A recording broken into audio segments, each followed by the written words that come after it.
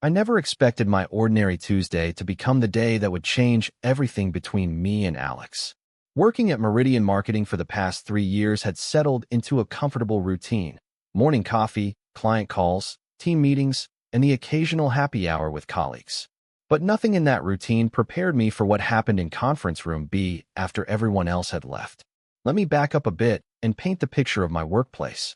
Meridian occupies the 11th floor of a glass and steel building downtown. It's one of those modern open-concept offices with just enough dividers to give the illusion of privacy while ensuring managers can still see if you're scrolling through Instagram instead of designing ad campaigns.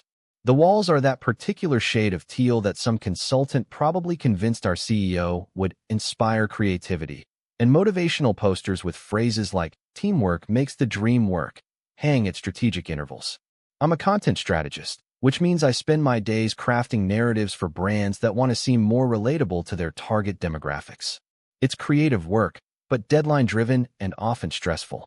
My desk sits in the northeast corner, with a decent view of the city skyline, a small perk of having survived 3 rounds of layoffs.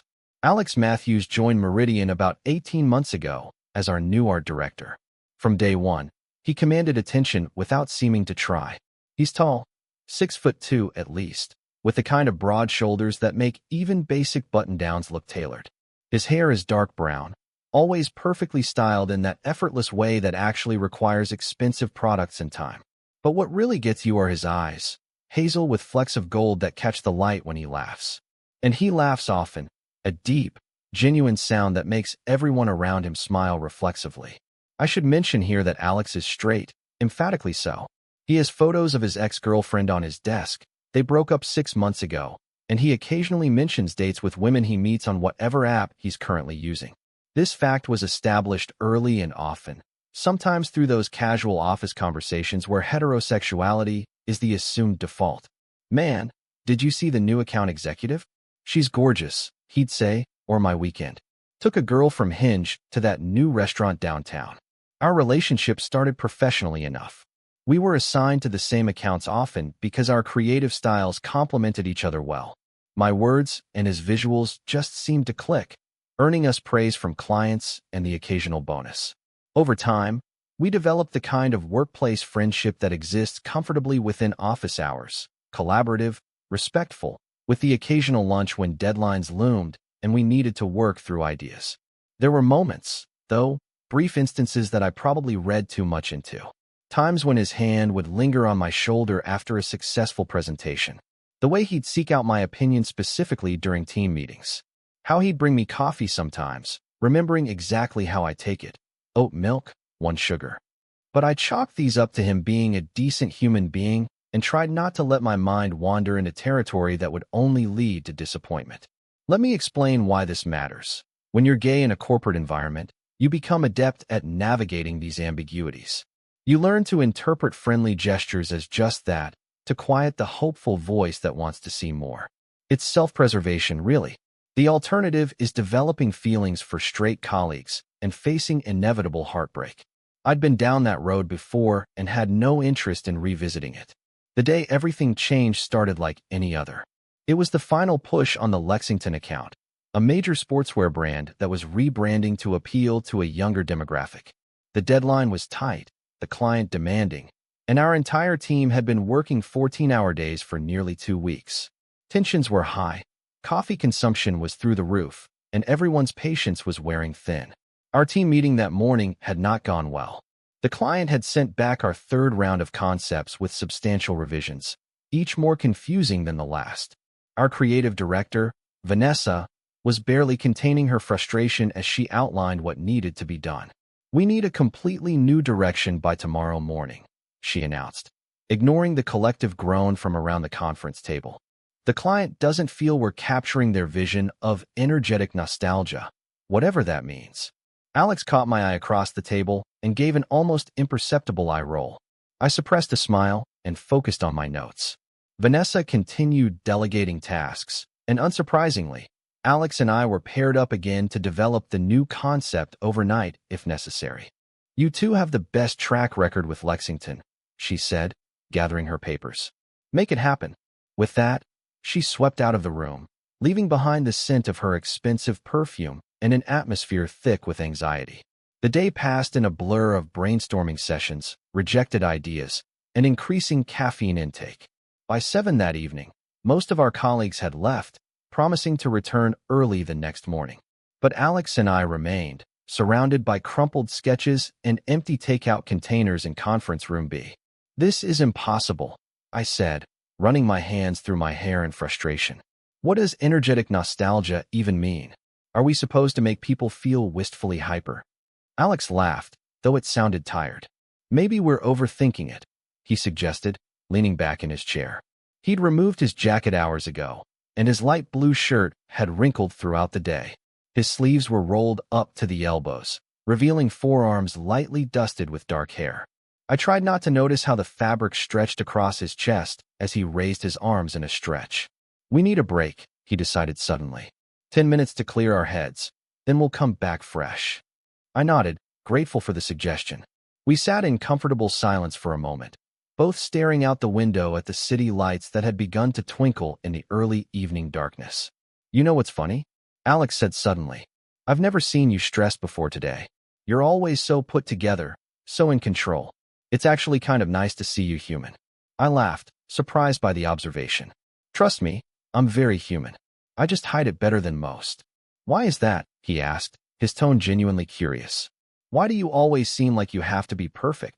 The question caught me off guard. It wasn't something I'd expected from a workplace conversation, even with someone I'd collaborated with as closely as Alex. But something about the late hour, the shared stress, and the empty office made it feel safe to be honest. "Habit, I guess," I admitted. "When you're different in any way, you learn to compensate by being exceptional at everything else." Alex's eyes held mine across the table. "Different how?" I hesitated only briefly. "Gay, for one thing. In case you hadn't noticed." I tried to keep my tone light, though my heart was suddenly racing. He smiled. "I had noticed, actually. But I meant different in how you approach things, how you think. You see connections others miss." The conversation was veering into territory that felt both dangerous and exhilarating. I tried to steer us back to safer ground. "Well, I'm not seeing the connection between energetic and nostalgia right now, that's for sure." Alex stood up then, stretching his tall frame. I watched as he paced to the window, his back to me, silhouetted against the city lights. He seemed to be considering something, his shoulders tense beneath his shirt. When he turned back, there was an expression on his face I couldn't quite read. "Maybe we're too tense to think creatively," he said, his voice lower than before. He reached up and began to loosen his tie, a simple navy silk one that brought out the blue in his hazel eyes. The movement was casual, but something about it held my attention completely. The way his fingers worked at the knot, the slight flex of his jaw as he tilted his chin up.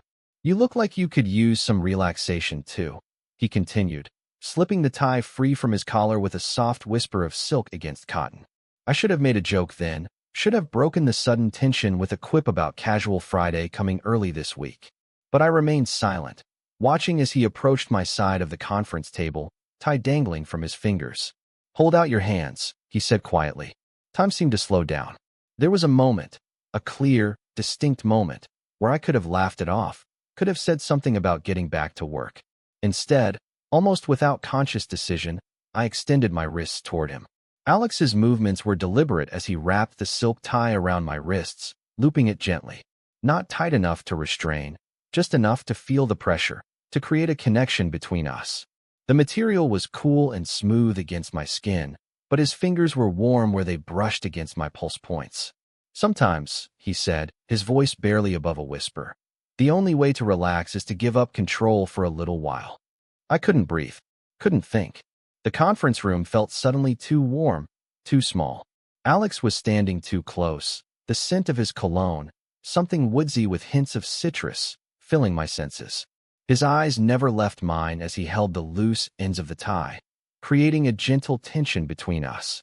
"Is this okay?" he asked, and the question contained multitudes. Was this okay professionally? Personally?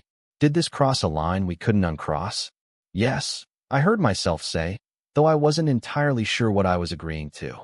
The moment hung between us, charged with possibilities. I could feel my heart pounding so loudly I was certain he must hear it. The air felt electric, like the moment before a storm breaks. And then his phone rang. The harsh electronic sound shattered the moment. Alex blinked, as if waking from a trance, and released the tie. It slipped from my wrists, pooling on the conference table between us. He stepped back, reaching for his phone with a hand that wasn't quite steady. "It's Vanessa," he said, glancing at the screen. "I should take this." I nodded, not trusting myself to speak.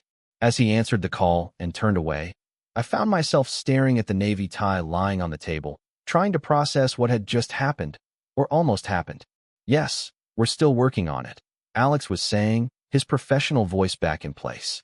"Actually, I think we might have a breakthrough soon." He glanced at me, and something in his expression made my breath catch. Sometimes the best ideas come when you're willing to try something unexpected.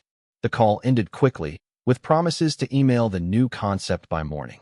When Alex turned back to me, there was a moment of awkwardness, the kind that comes when boundaries have been tested and neither person is sure where they stand. "I should apologize," he began, running a hand through his hair. "Don't," I interrupted. "Please don't apologize." He studied me for a moment, then nodded slowly. "Okay, but maybe we should talk about what just happened. How do you talk about something you don't understand yourself?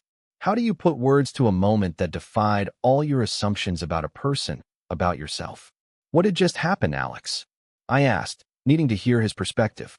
He picked up the tie, running it through his fingers thoughtfully. "I'm not entirely sure," he admitted. I've been wanting to do something like that for a while now." This confession stunned me. "But you're straight," I said, the words sounding ridiculous even as they left my mouth. Alex smiled, a small, complicated expression. "Am I? I've always been attracted to women, that's true. But lately," he paused, seeming to search for the right words. "Lately I've been feeling things that don't fit neatly into the boxes I've always used." I tried to process this information. "And these feelings, they involve me?" "Increasingly so," he acknowledged. "At first I thought it was just admiration. You're brilliant at what you do. Then I thought maybe it was friendship. We work well together, we make each other laugh. But then I started noticing other things." "What things?" I asked, barely breathing. "The way your voice changes when you're excited about an idea. How your eyes crinkle at the corners when you smile genuinely, which is different from your client's smile. The fact that I find myself looking for you first when I enter a room." He set the tie down again. "I don't know what to call these feelings, but they're definitely more than professional." The confession hung in the air between us. Part of me wanted to reach for him, to see if this surreal moment could translate into something physical. Another part, the cautious part that had protected my heart through years of disappointment, held back. "This is complicated," I said finally. "We work together. You're figuring things out. I'm not interested in being someone's experiment." Alex nodded, respecting the boundary. "That's fair. And I wouldn't want to risk our professional relationship or our friendship. Both matter too much to me." We fell silent again, but it was a different quality of silence now, thoughtful rather than tense. "Maybe," I suggested carefully, "we should focus on the work tonight. And then, if you want to continue this conversation another time, outside the office." "I'd like that," he said quickly. "Very much." Something had shifted between us, fundamentally and irrevocably. We both knew it, could feel it in the charged air of the conference room. But we also had a deadline, a job to do, and professional responsibilities that couldn't be ignored. So we turned back to the Lexington campaign, though everything felt different now. Our creative process had always been good, but that night it became exceptional. Perhaps it was the release of the tension that had been building between us for months. Or maybe it was the new honesty that allowed us to take creative risks we might have otherwise avoided. By midnight, we had a concept that captured energetic nostalgia perfectly, a campaign that honored the brand's heritage while propelling it into a vibrant future. As we packaged up our presentation for the morning meeting, I couldn't help but see the parallel to what was happening between us. "I think Vanessa will be impressed," Alex said as we gathered our things to leave. "I think so too," I agreed. "It's some of our best work." He picked up his tie from the table where it had remained throughout our work session, a silent reminder of the moment that had changed everything. Instead of putting it on, he carefully folded it and placed it in my hand. "A reminder," he said softly, "of possibilities."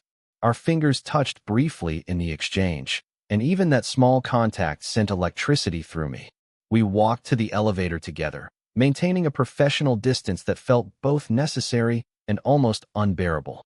As we reached the lobby, about to head our separate ways into the night, Alex turned to me. "Tomorrow, after the client meeting. Dinner? To talk." "Yes," I said simply. "I'd like that." He smiled then, a genuine smile that reached his eyes and made the gold flecks in them seem to dance. "Good night, then," he said, his voice carrying a warmth that hadn't been there before. "Good night, Alex." I watched him walk away, his tie still clutched in my hand, and felt like I was standing on the edge of something both terrifying and wonderful. I didn't know what would happen at dinner the next day. I didn't know if Alex's feelings were a temporary confusion or the beginning of a genuine self-discovery. I didn't know if our professional relationship could survive an exploration of personal feelings. But as I stepped out into the night air, I realized something important. For the first time in years, I was willing to risk finding out. The navy silk tie in my pocket felt like a promise, not of any particular outcome, but of honesty, of possibilities, of the courage to explore the unexpected connections that make life rich and surprising. The next day's client meeting went better than we could have hoped. The Lexington team loved our concept of energetic nostalgia, praising its perfect balance of heritage and innovation. Vanessa was thrilled, the account was secured, and our colleagues celebrated the win with champagne in the break room. Throughout the presentations and congratulations, Alex and I maintained our professional demeanor.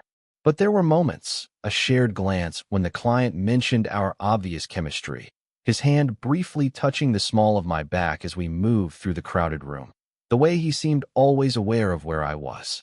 As the impromptu celebration wound down, he caught my eye across the room and raised an eyebrow slightly. I nodded, a subtle confirmation that yes, our dinner plans still stood. We met at a small restaurant several blocks from the office, far enough away to feel removed from work, but not so intimate as to create undue pressure. As we settled into our booth, I noticed Alex had chosen not to wear a tie with his crisp white shirt. The absence felt significant somehow. "So," he said after we'd ordered drinks, "I've been thinking about last night." "Me too," I admitted. "Almost exclusively." He smiled at that. "I want to be clear about something. What happened, or almost happened, wasn't impulsive for me. It wasn't just stress or the late hour or some momentary curiosity." I appreciated his directness. "Then what was it?" Alex took a deep breath. "It was me finally having the courage to acknowledge something I've been feeling for months. Maybe longer, if I'm really honest with myself. Which is," I prompted gently, "that my attraction to you isn't something I can explain away or categorize neatly. It's real, and it's persistent, and it's about you specifically, not some abstract questioning of my sexuality." His honesty deserved mine in return. "I've been attracted to you since you started at Meridian," I confessed. "But I never allowed myself to consider it seriously because I assumed you were straight." "I've always identified that way," he acknowledged. "And I'm still attracted to women. But I'm also attracted to you, to your mind, your creativity, your integrity. And yes, physically too." He held my gaze steadily as he said this last part. "So what are you saying? That you're bisexual?" I asked, not wanting to label him, but needing some clarity. He considered this. "Maybe. I don't know if I need a label right now. What I do know is that I want to explore these feelings with you, if you're willing. Not as an experiment, but as something genuine between two people who respect and care about each other." The vulnerability in his expression touched me deeply. This wasn't a man having a casual sexual crisis. This was someone showing real courage in facing something that challenged his long-held identity. "I'm willing," I said softly. "But I have concerns too. We work together. If this goes badly, it could complicate things professionally," he finished. "I've thought about that too. And I can only say that I value our working relationship enough to promise that, whatever happens between us personally, I'll always maintain professionalism and respect." Our drinks arrived, providing a brief pause in the conversation. I took a sip of mine, using the moment to gather my thoughts. "Can I ask you something personal?" I ventured after the server had left. "Anything. Have you ever been with a man before? Even just a kiss?" Alex shook his head. "No, this is new territory for me, which is why I want to take things slowly, to make sure I'm not rushing into something I don't fully understand yet." His honesty was refreshing and reassuring. This wasn't someone looking for a quick experiment. This was a person genuinely exploring an unexpected aspect of himself. "Slowly sounds good," I agreed. And maybe we keep this between us for now, until we figure out what it is. Absolutely, he said quickly. The last thing either of us needs is office gossip while we're trying to navigate this. As our dinner progressed, we talked about everything: our childhoods, our families, our career aspirations, our past relationships. It was as if the honesty about our attraction had opened a door to deeper connection in all areas. I learned that Alex had grown up in a small Midwestern town, the son of a factory worker and a nurse. That he'd put himself through art school by working nights at a printing company. That his relationship with his ex-girlfriend had ended partly because she felt he was emotionally unavailable. Maybe now I understand why, he said thoughtfully. I was holding part of myself back without even realizing it. I shared, too, about coming out to my conservative parents in college, about the series of relationships that had taught me what I did and didn't want, about my ambitions beyond Meridian. It was the kind of conversation that makes hours feel like minutes, the kind where you look up and suddenly realize the restaurant has emptied around you. As we finally prepared to leave, Alex reached across the table and took my hand. It was a simple gesture, but in a public place, it felt significant, a small declaration of intent. I still have your tie, I said, suddenly remembering. He smiled. Keep it for now. Maybe it can be a reminder for both of us, of taking risks, of unexpected connections. We walked out together, and in the quiet street outside the restaurant, he turned to me. I'd like to kiss you, he said softly. If that's not moving too fast. My heart raced. Not too fast, I managed to say. Alex stepped closer, one hand coming up to rest lightly on my jaw. There was a moment of hesitation, not uncertainty, but reverence for the significance of what we were about to do. And then he leaned in, and his lips met mine. The kiss was gentle at first, almost questioning. But when I responded, it deepened, becoming something more certain. His hand slid to the back of my neck, drawing me closer, and I felt myself melting into the connection between us. It was different from any first kiss I'd experienced before, charged with months of unacknowledged tension, yet tender with new discovery. When we finally pulled apart, Alex's eyes were wide with wonder. That was, he began, then stopped, seemingly at a loss for words. I know, I said, understanding completely. We parted that night with another kiss and a promise to see each other the next day, at work as colleagues, and after hours as something more. As I watched him walk toward his car, I felt a mix of excitement and trepidation. We were stepping into uncharted territory, with no guarantees about where it might lead. The weeks that followed established a new pattern for us. At work, we maintained our professional relationship, though I caught him watching me sometimes with a warmth that made my skin tingle. After hours, we explored our connection, through conversations that lasted until dawn, through increasingly passionate physical encounters, through the gradual building of something that felt remarkably like falling in love. There were challenges, of course. Alex had moments of uncertainty as he reconciled this new aspect of his identity with the self-image he'd held for 32 years. I had moments of insecurity, wondering if this was temporary, if he would eventually decide that women were his true preference after all. But we talked through these fears honestly, never allowing them to fester in silence. 2 months after that night in Conference Room B, Alex came to my apartment with a small gift box. Inside was a tie, not the navy one he'd looped around my wrist that first night, but a new one in deep burgundy. I thought we might need this, he said with a smile that held both mischief and tenderness. That night, as the tie bound us together in ways both literal and symbolic, I realized something profound. Sometimes the most unexpected connections are the ones that free us to become more fully ourselves. Alex had loosened his tie and in doing so, had untethered both of us from the limitations of our assumptions. I don't know what the future holds for us. Relationships are complex under the best of circumstances, and ours carries additional complexities. But I do know this. That moment of courage in Conference Room B changed both our lives in ways neither of us could have anticipated. And whatever happens next, I will always be grateful for the straight coworker who loosened his tie, looped it around my wrists, and in doing so, opened a door to possibilities neither of us had dared to imagine before. Sometimes the most beautiful stories begin in the most ordinary places: a conference room after hours, a simple navy tie, two people willing to risk vulnerability in search of authentic connection. Our story is still being written, one day at a time, with honesty and care and a willingness to explore the unexpected. And really, isn't that what the best stories are all about? Total_char_count, 18,614.